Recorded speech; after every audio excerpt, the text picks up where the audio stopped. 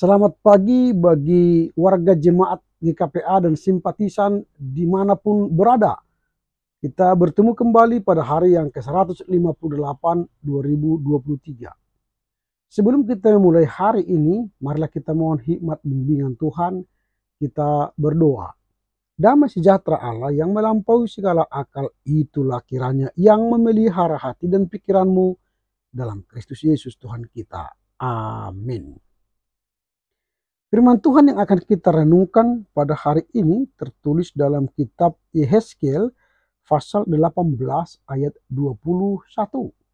Saya akan membaca bagi kita dari Alkitab terjemahan baru 2 yang diterbitkan oleh LAI. Tetapi apabila orang fasik bertobat dari segala dosa yang dilakukannya dan berpegang pada segala ketetapanku serta melakukan keadilan dan kebenaran, maka ia pasti hidup. Ia tidak akan mati. But if the weak person turn from all the sin he has committed and observes all my statutes and does what is just and right, he will surely live. He will not die. Amen. Yang berbahagialah mereka yang mendengar serta melakukan kebenaran firman Tuhan. Tema renungan kita hari ini adalah apabila orang fasik bertobat, maka ia pasti hidup. Apabila orang fasik bertobat, maka ia pasti hidup. Pernyataan ini disampaikan oleh penulis Yehezkiel dengan latar belakang bahwa situasi pada saat itu di mana umat Israel sedang menghadapi hukuman dan penindasan karena telah jatuh ke dalam dosa dan menyimpang dari jalan Tuhan. Dalam kitab Yehezkiel, Tuhan menyampaikan pesan bahwa setiap individu akan bertanggung jawab atas tindakan dan keputusannya sendiri.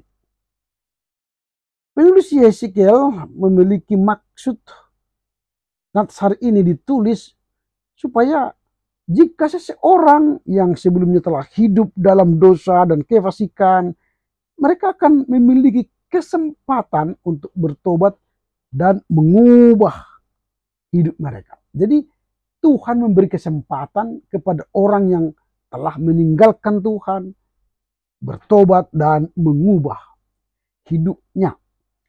Tuhan menjanjikan bahwa jika seseorang yang telah berdosa, bertobat sepenuhnya, meninggalkan jalan-jalan yang jahat, dan hidup sesuai dengan kehendaknya, melakukan keadilan dan kebenaran, maka mereka pasti hidup. Saya ulangi, mereka pasti hidup dan tidak mengalami hukuman mati yang setimpal dengan dosa mereka. Jadi Tuhan memberi kesempatan bagi orang jahat meninggalkan kejahatannya, bertobat, melakukan kehendak Tuhan, maka ia pasti hidup dan tidak akan mati. Nah, dalam konteks ini Tuhan ingin menunjukkan bahwa dia artinya Tuhan adalah Allah yang adil dan berdaulat, memberikan kesempatan bagi setiap orang untuk bertobat dan hidup dalam ketaatan. Tuhan tidak senang melihat orang berdosa menderita atau mati dalam dosanya. Tetapi Tuhan menginginkan agar mereka berbalik ya, meninggalkan jalan-jalan yang salah dan hidup dalam kesetiaannya kepada Tuhan. Nah, penegasan ini juga menekankan pentingnya tanggung jawab pribadi dalam kehidupan spiritual. Jadi orang yang melakukan kejahatan ada tanggung jawab pribadi secara spiritual. Orang berdosa dihukum, orang yang bertobat diberi kesempatan hidup. Setiap orang akan dinilai berdasarkan perbuatannya sendiri. Betul bahwa kita akan mempertanggungjawabkan apa yang kita lakukan. Maka dari kita diminta pertanggungjawaban jawab berdasarkan perbuatan kita, tindak kejahatan kita, atau dosa-dosa kita. Dari kita diminta pertanggungjawab.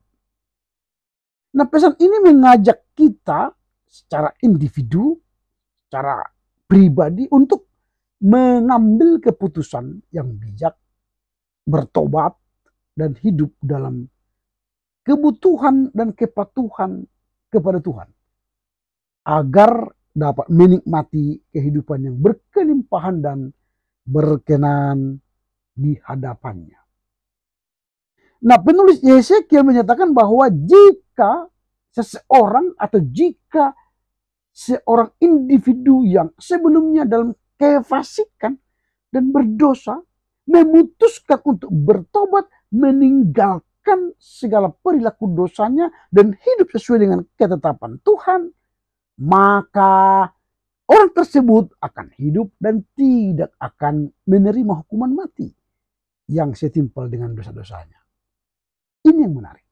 Jadi Tuhan memberi kesempatan bagi orang berdosa sekarang bagi kita untuk meninggalkan kefasikan kita, meninggalkan dosa, kejahatan, pelanggaran kita, agar kita beroleh hidup.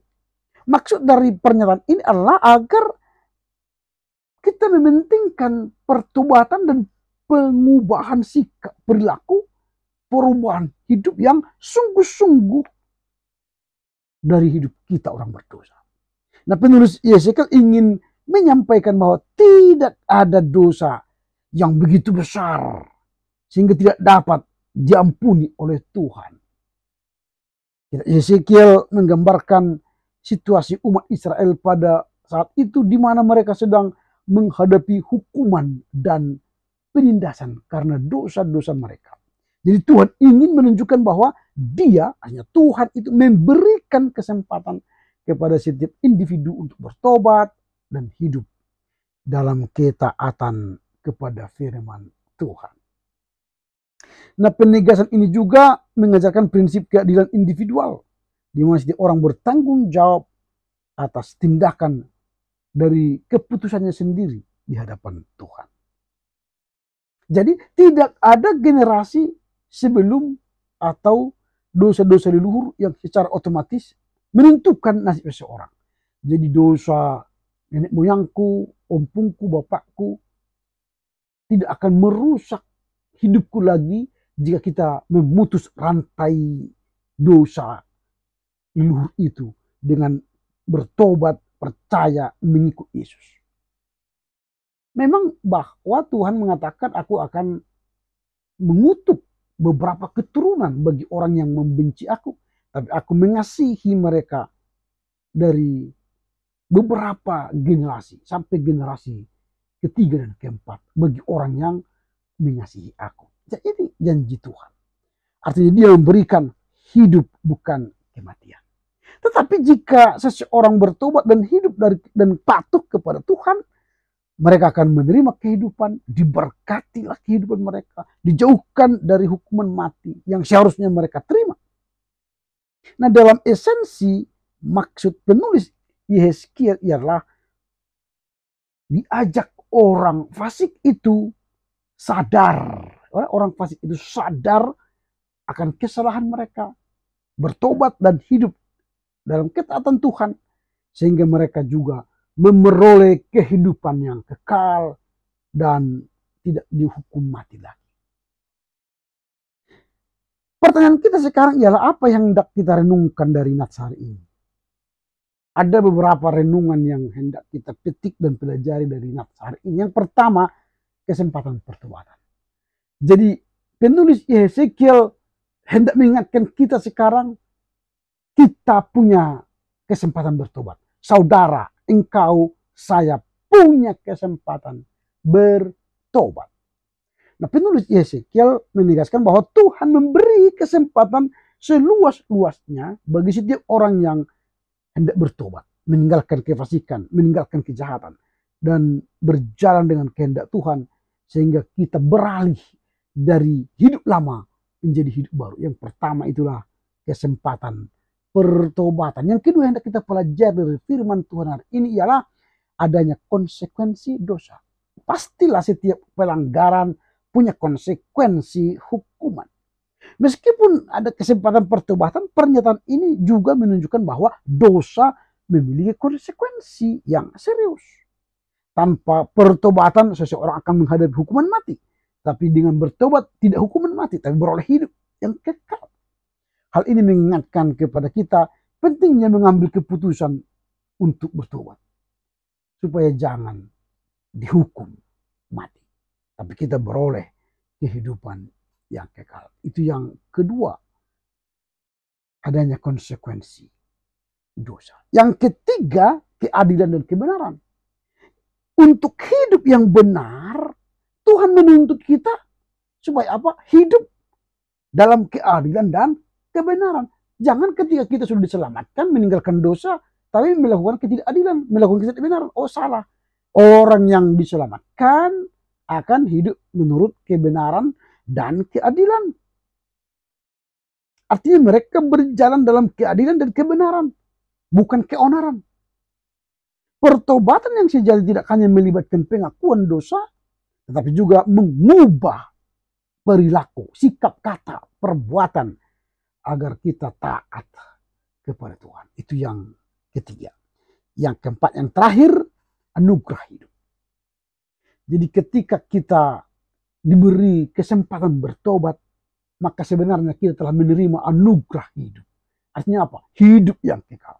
Nah, penulis Yeskiel mengungkapkan harapan bahwa jika seseorang bertobat dan hidup sesuai dengan kehendak Allah, maka mereka akan hidup dan tidak akan mati lagi.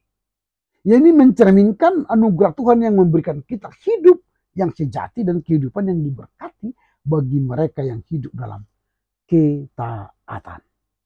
Karena itu, melalui renungan hari ini kita dapat merenungkan hidup dalam ketaatan, tanggung jawab pribadi, keadilan individu di hadapan Tuhan. Kita juga diajak untuk menghargai anugerah hidup yang Tuhan berikan kepada kita melalui pertobatan dan hidup yang sesuai dengan kehendak Tuhan. Amin. Kita berdoa. Terima kasih Bapa karena firman-Mu hari ini mengajak kami untuk bertobat. Orang fasik yang bertobat maka akan mendapatkan kehidupan. Tetapi jika orang fasik tidak bertobat, dia akan tetap berada dalam kematian. Karena itu ajar kami untuk memakai kesempatan bertobat. Dan kami harus menyadari ada konsekuensi dari dosa yang kami lakukan. Dan ketika kami sudah memiliki kesempatan bertobat, kami harus berjalan dalam keadilan dan kebenaran. Dan kami menghargai hidup. Karena hidup ini adalah anugerah dari Tuhan yang memberi kami kehidupan yang kekal. Terima kasih Bapa, mampukan kami mengerti firman-Mu, sehingga kami dapat menjadi pelaku firman dalam kehidupan kami sehari-hari. Dalam Yesus kami berdoa dan bersyukur kepada-Mu. Amin. Selamat berkarya untuk Tuhan, tetap menjaga kesehatan prokes, dan Tuhan Yesus memberkati. Horas, horas, horas.